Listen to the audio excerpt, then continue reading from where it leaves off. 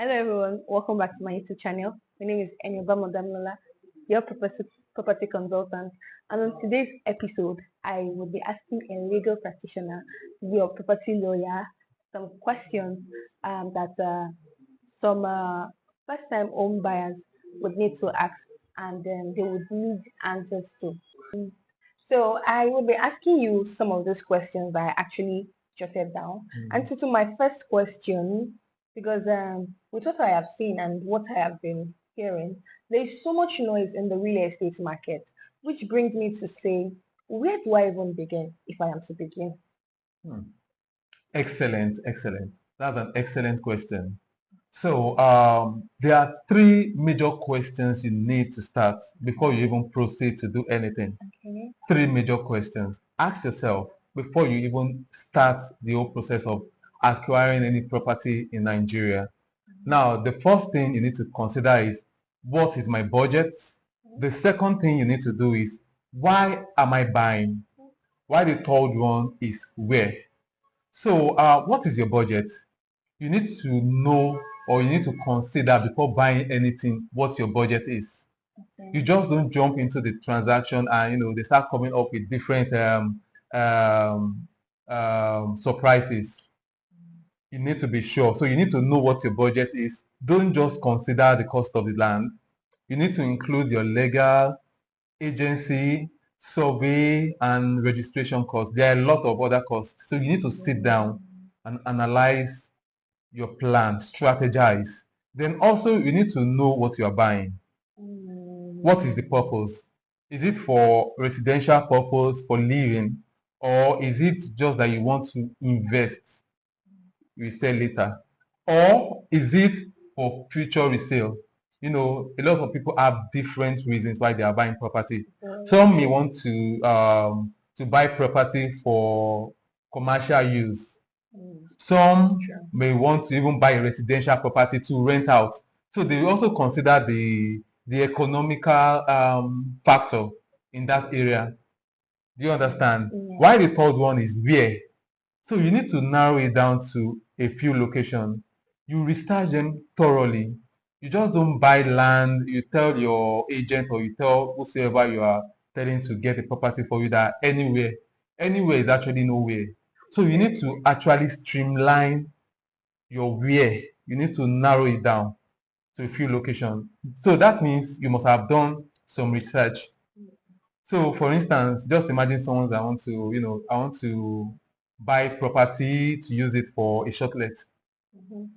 Definitely, I won't go to Ekpe to go and buy property there. No. So I would have done my research and I would know that Victoria Island, Lekki, they're actually good locations and it's going to yield interest or to yield profit when I do that. So those are the things you need to consider. So I have a story, and I had a client who bought, the person bought land in a remote area, and just because it was cheap, just 2 years later, they regretted it. Wow. And why are they regretting it? Because after 2 years, there is no feasible infrastructure, no development at all in that area. So they are now regretting it. But assuming they've actually sat down to ask themselves this question, they wouldn't have made themselves in this crossroad.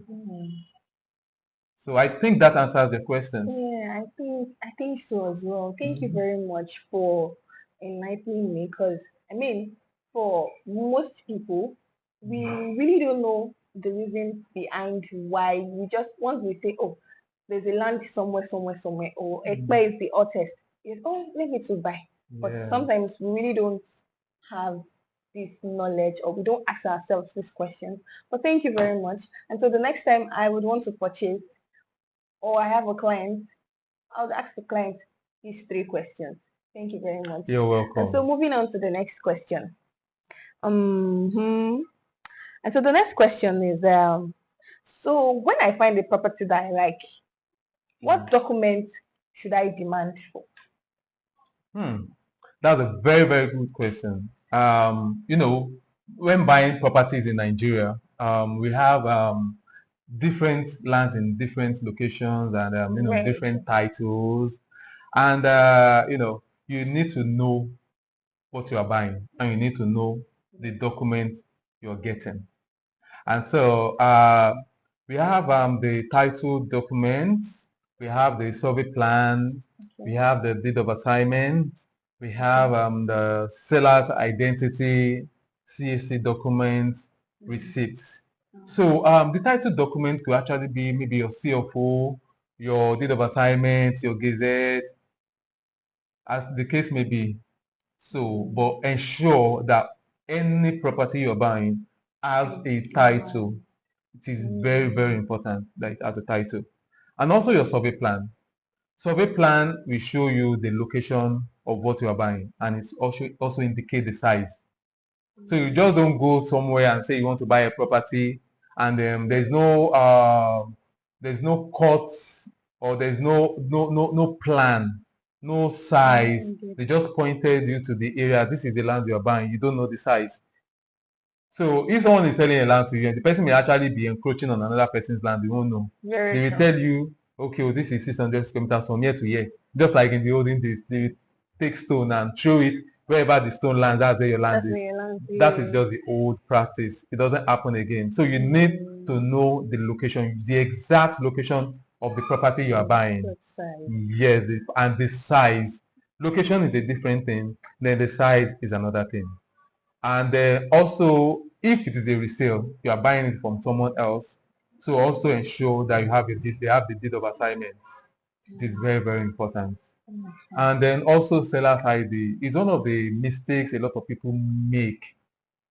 So one thing is having a title. Another thing is presenting yourself as the seller. So how do you Okay. prove that you, as the holder of that title, or as a presumed owner, is Mm-hmm. actually the person? How do I know that it is your name that is on this title? So I need to inquire of you to present to me a government issued ID card, maybe your NIN, your driver Okay. license, so that I can also verify it. See, that is not the end of the road when you check the ID of the seller. You also need to verify whether this is the person that is selling. There are times where I have access to original document, and I can tell you that I am the owner of this document, that I'm the owner of the land, I'm the owner of this document, this is it. You become convinced, which is not supposed to be. So you need to take a further step of also verifying the ID of the seller. Do you understand? Yes. Then also, if it is a company that is selling, you need to verify the CAC Mm, to ensure that this person is also a registered registered. business. Yes.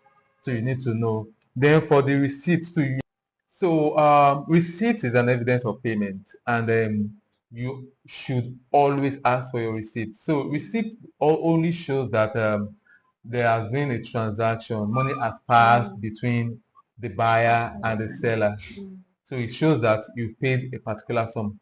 Even though the receipt is not an evidence of ownership, it's not a proof of ownership, but mm, at least it shows that you paid a certain sum.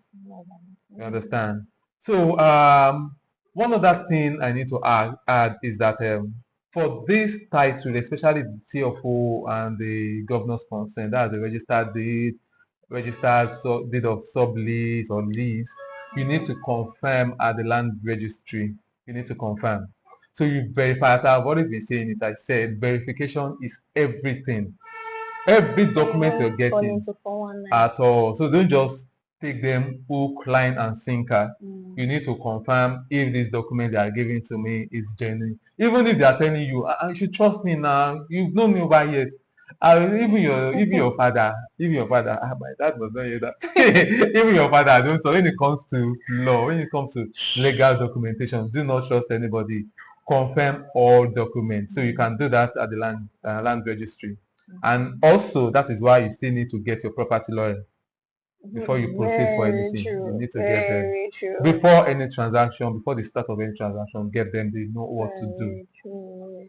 All Thank right. you very much. You're I mean, welcome. for most people, this land registered stuff you talked about, for most people, they actually don't have idea about it when it Mm. comes to verifying the property they purchased. They just Yeah. take it as it is. I've gotten it. They gave me one document like that and so. But thank you very much for this enlightenment. And so that's it, guys. Thanks for watching. See you all in my next video. Do well to subscribe. Click on the notification bell to get notified. Like, comment, and share. That's it, guys. See you all in my next video.